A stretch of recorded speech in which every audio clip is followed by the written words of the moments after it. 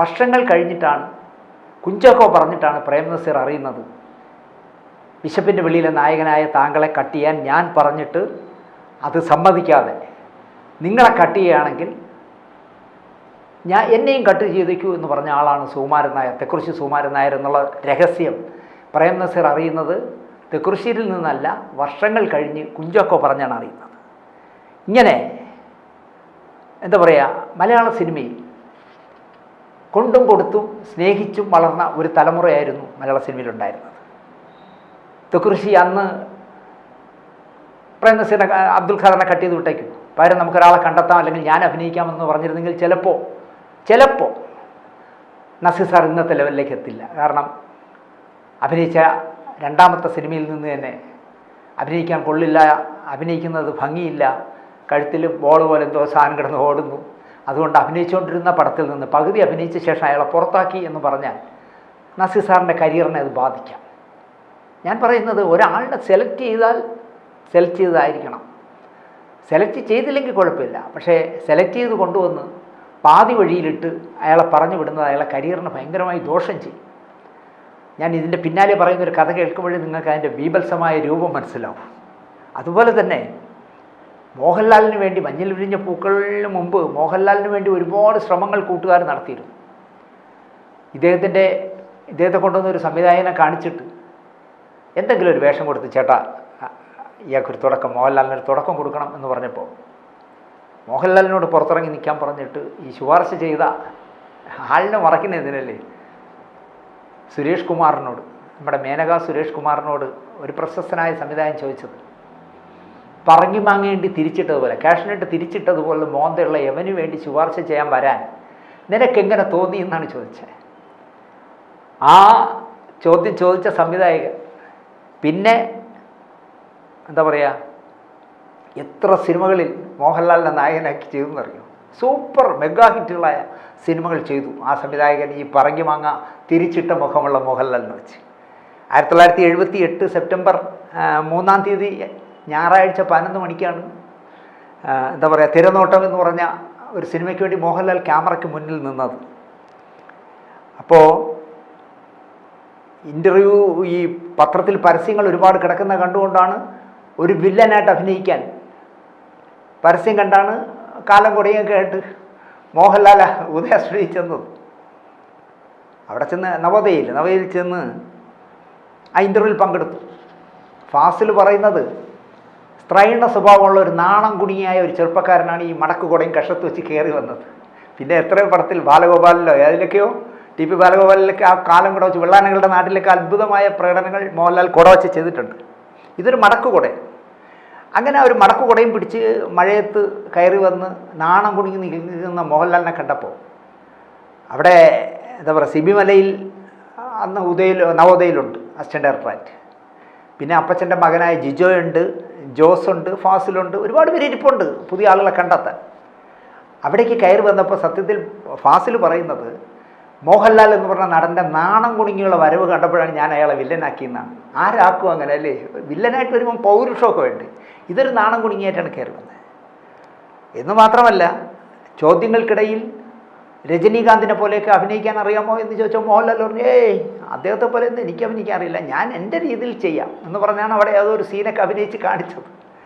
എന്തായാലും രസകരമായ കാര്യം എന്താണെന്ന് ചോദിച്ചാൽ 100ന് 95 മാർക്കാണ് ഫാസിലിട്ടത് മോഹൻലാൽ അഭിനയിച്ച് കാണിച്ചപ്പോൾ 100ന് 95 മാർക്കിട്ട് ഫാസിൽ. അപ്പോൾ ജിജോ, അവിടേക്കാണ് ഈ ജിജോ എന്ന് പറഞ്ഞ ആളൊക്കെ സിനിമയെ എങ്ങനെ കാണുന്നു എന്നുള്ളത്. 100ന് 95 മാർക്ക് സംവിധായകൻ ഇട്ടപ്പോൾ അപ്പച്ച മുതലാളിയുടെ മകൻ ജിജോ, അല്ലെങ്കിൽ പടയോട്ടമെടുത്ത ജിജോ ഇട്ടത് മോഹൻലാലിന് 100ന് 98 മാർക്കായിരുന്നു. അപ്പോൾ സ്വാഭാവികമായിട്ടും നിങ്ങൾ ചോദിക്കും, അവിടെ അസിസ്റ്റൻ്റ് ഡയറക്ടറായിരുന്ന അല്ലെങ്കിൽ അസോസിയേറ്റ് ഡയറക്ടറായിരുന്ന സിബിമലയിൽ എത്ര കിട്ടും? സിബിമലയിൽ മോഹൻലാലിന് അന്നിട്ട മാർക്ക് ആ കമ്മിറ്റി അംഗീകരിച്ചിരുന്നുവെങ്കിൽ മോഹൻലാൽ എന്ന് പറഞ്ഞ മലയാളം ലോകത്തിന് നൽകിയ ഒരു നടൻ ഉണ്ടാവില്ലായിരുന്നു. കാരണം സിബിമലയിൽ മോഹൻലാലിന് ഇട്ടത് 100ന് 2 മാർക്കായിരുന്നു. പാസ് മാർക്ക് പോലും ഇട്ടില്ല എന്നുള്ളതാണ്. 100ന് 2 മാർക്കാണ് സിബിമലയിൽ ഇട്ടത്. ജിജോ 98 മാർക്കിട്ടപ്പോൾ സിബി മലയിൽ ഇട്ടത് 2 മാർക്കാണ്.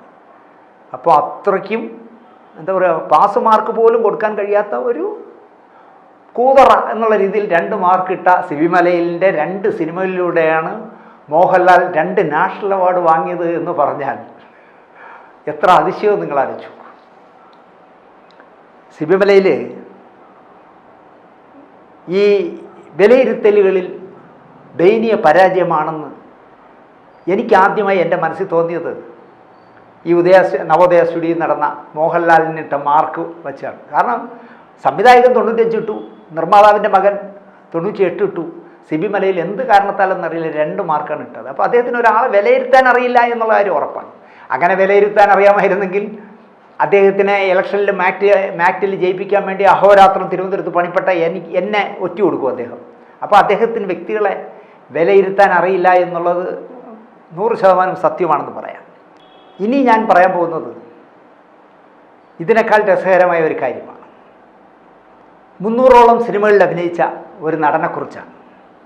1996 ഇഷ്ടമാണ് 100 വട്ടം എന്ന് പറഞ്ഞ സിനിമയിലാണ് ആദ്യമായിട്ട് ഈ നടൻ അഭിനയിച്ചത്. മികച്ച നടൻ്റെ ദേശീയ അവാർഡ് 2010 ഈ നടൻ നേടി. മികച്ച 2ാമത്തെ നടനുള്ള സംസ്ഥാന അവാർഡ് ഈ ചിത്രത്തിന് തന്നെ 2010 നേടി. മികച്ച ഹാസ്യ നടൻ്റെ സംസ്ഥാന അവാർഡ് ആദ്യമായി നേടിയതും ഈ നടനായിരുന്നു. അതുപോലെ തന്നെ 2016 ഇയാൾ എഴുതിയ കഥയ്ക്ക് മികച്ച കഥാകൃത്തിനുള്ള സംസ്ഥാന അവാർഡ് നേടി. മികച്ച നടനുള്ള സംസ്ഥാന ടെലിവിഷൻ അവാർഡ് പരേതൻ്റെ പരിഭവങ്ങൾ എന്ന് പറഞ്ഞ ടെലിഫിലിമിൽ അഭിനയിച്ച് 2013 ടെലിവിഷൻ അവാർഡും മികച്ച നടനുള്ള അദ്ദേഹം നേടി.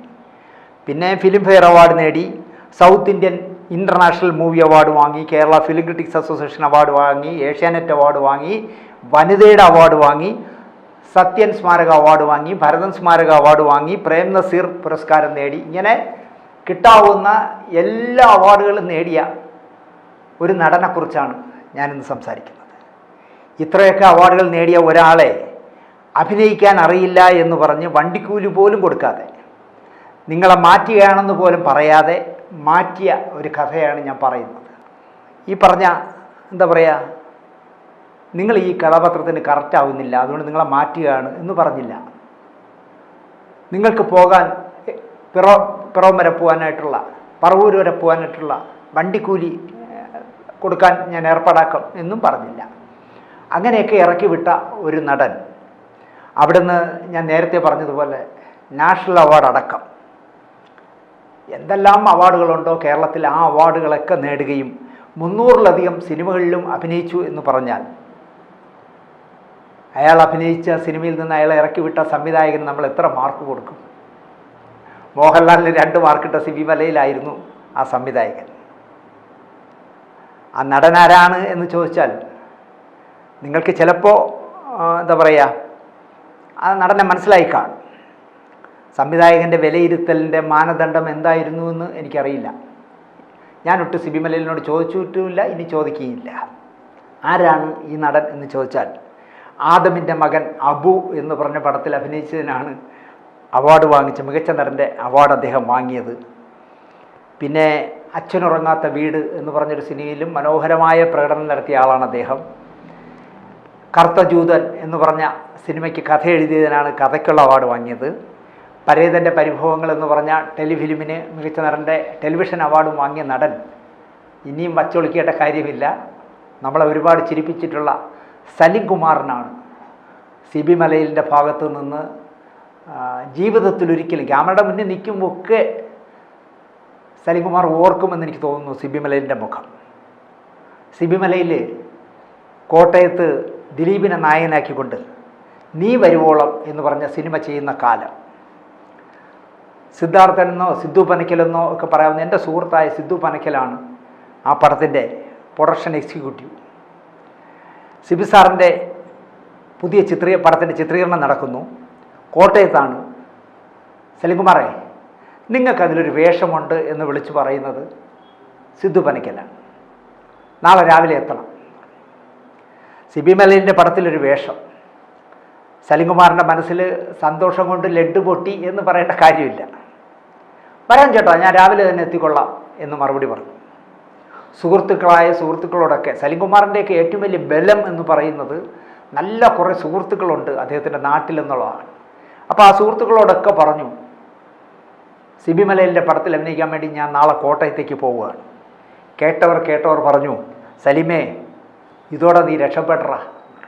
കാരണം ഇഷ്ടമാണ് 100 വട്ടത്തിലൊക്കെ അഭിനയിച്ചിട്ടും ക്ലച്ച് പിടിക്കാതെ നടക്കുകയായിരുന്നു സലിംകുമാർ. അവർ ഈ കൂട്ടുകാരെന്തെന്ന് വെച്ചാൽ പറവൂരിലെ നാട്ടുകാരുടെ മുഴുവൻ പറഞ്ഞു, അറിഞ്ഞോ നമ്മുടെ സലീമിനെ സിബി മലയിലിൻ്റെ പടത്തിലേക്ക് എടുത്തു. ആ സന്തോഷ വാർത്ത അമ്മയോടും ഭാര്യയോടും സലിംകുമാർ പറഞ്ഞു. കളരിക്കൽ അമ്പലത്തിൽ പോയി ദേവിയോട് പ്രാർത്ഥിച്ചിട്ടേ നാളെ നീ കോട്ടയത്തേക്ക് പോകാവൂ എന്ന് അമ്മ ശട്ടം കിട്ടി. അമ്മ പറഞ്ഞതുപോലെ ദേവിയോട് പ്രാർത്ഥിച്ച് വഴിപാട് കഴിച്ച് ബസ്സിൻ്റെ സൈഡ് സീറ്റ് പിടിച്ച് സലിംകുമാർ കോട്ടയത്തേക്ക് യാത്രയായി. ഈ ബസ് യാത്ര തൻ്റെ ജീവിതത്തിൽ അവസാനത്തേതാകും. നാളെ മുതൽ താനൊരു വലിയ സിനിമാ നടനാകും, പിന്നെ കാറിലായിരിക്കും സലിംകുമാറിൻ്റെ യാത്ര എന്നൊക്കെ സ്വപ്നങ്ങൾ കണ്ട് ബസ്സിൻ്റെ സൈഡ് സീറ്റിലിരുന്ന് കോട്ടയത്തെത്തി. സലിംകുമാർ പറയുന്നത് ഒരുപാട് സ്വപ്നങ്ങൾ ആ ബസ്സിലിരുന്ന് ആ ബസ് യാത്രക്കിടയിൽ നെയ്തു എന്നാണ് പറയുന്നത്. നെയ്ത് ഒരുപാട് സ്വപ്നങ്ങളായപ്പോൾ ഞാനത് ബാലരാമപുരം കൈത്തറിക്കും, ചേന്ദമംഗലം കൈത്തറിക്കും, ബാക്കി കാഞ്ചീപുരം കൈത്തറിക്ക് ലോറിയിലും കയറ്റി അയച്ചു എന്നാണ്. അത്രയ്ക്ക് സ്വപ്നം പറവൂർ മുതൽ കോട്ടയം വരെ കണ്ടു. അങ്ങനെ നെയ്ത്തും കയറ്റി എന്താ പറയുക, ബസ് കോട്ടയത്തെത്തി സലിംകുമാറിനെയും കൊണ്ട്. അക്ഷരങ്ങളിലൂടെ ചരിത്രമെഴുതിയ കോട്ടയത്ത് ഞാൻ എത്തി എന്നാണ് സലിംകുമാർ പറയുന്നത്. ലൊക്കേഷനിൽ ചെന്നപ്പോഴാണ് സലിംകുമാർ അറിയുന്നത് തനിക്ക് തരാൻ പോകുന്ന വേഷം കലാഭവൻ മണിക്ക് വേണ്ടി മാറ്റി വച്ചിരുന്നതാണ്. മണിക്ക് നിന്ന് തിരിയാൻ സമയമില്ലാത്തതിനാൽ ഈ നീ വരുവോളം എന്ന് പറഞ്ഞ സിനിമയിൽ സഹകരിക്കാൻ കഴിയാത്ത അത്ര തിരക്കുണ്ട് മണിക്ക്. അങ്ങനെ കലാഭവൻ മണിക്ക് വേണ്ടി വച്ചിരുന്നൊരു വേഷമാണ് തനിക്ക് കിട്ടുന്നത് എന്ന് പറഞ്ഞപ്പോൾ സലിം മനസ്സിൽ ഒരുപാട് തുള്ളിച്ചാടി. കാരണം മണിക്കാകുമ്പോൾ ഒരു വലിയ പ്രോമിനൻസ് ഉള്ള വേഷമായിരിക്കുമല്ലോ. ആ വേഷമാണ് തനിക്ക് ആദ്യമായിട്ട് കിട്ടുന്നത്. ഒരു പാരലൽ കോളേജിലെ പ്യൂണിൻ്റെ വേഷമാണ്. മണി എത്തില്ല എന്ന് ഉറപ്പായപ്പോൾ ഏഷ്യാനെറ്റിലെ കോമിക്കോളയും സിനിമാലയും സലിംകുമാർ അവതരിപ്പിച്ചിരുന്ന 2 പ്രോഗ്രാമുകളായിരുന്നു, കോമിക്കോളയും സിനിമാലയും.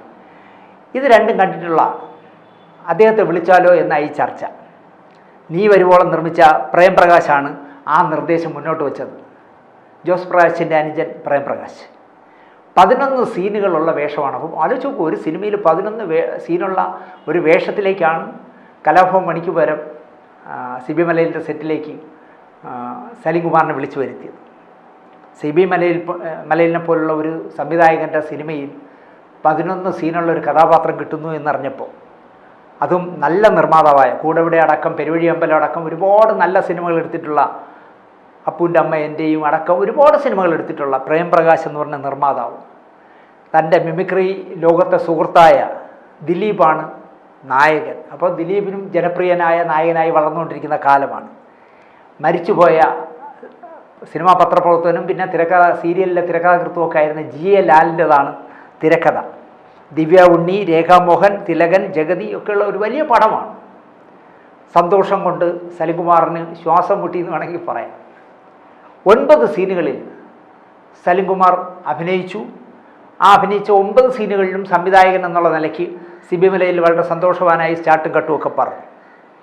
അങ്ങനെ ബാക്കി 2 സീനുകളുണ്ട്. ആ 2 സീനുകൾ ചെയ്യാൻ ജഗതി ശ്രീകുമാറും തിലകനും എത്തണം. അതുകൊണ്ട് ഒരു ചെറിയ ഗ്യാപ്പ് സലീമിനോട് പറഞ്ഞു, വീട്ടിൽ പോയിട്ട് വന്നാൽ മതി.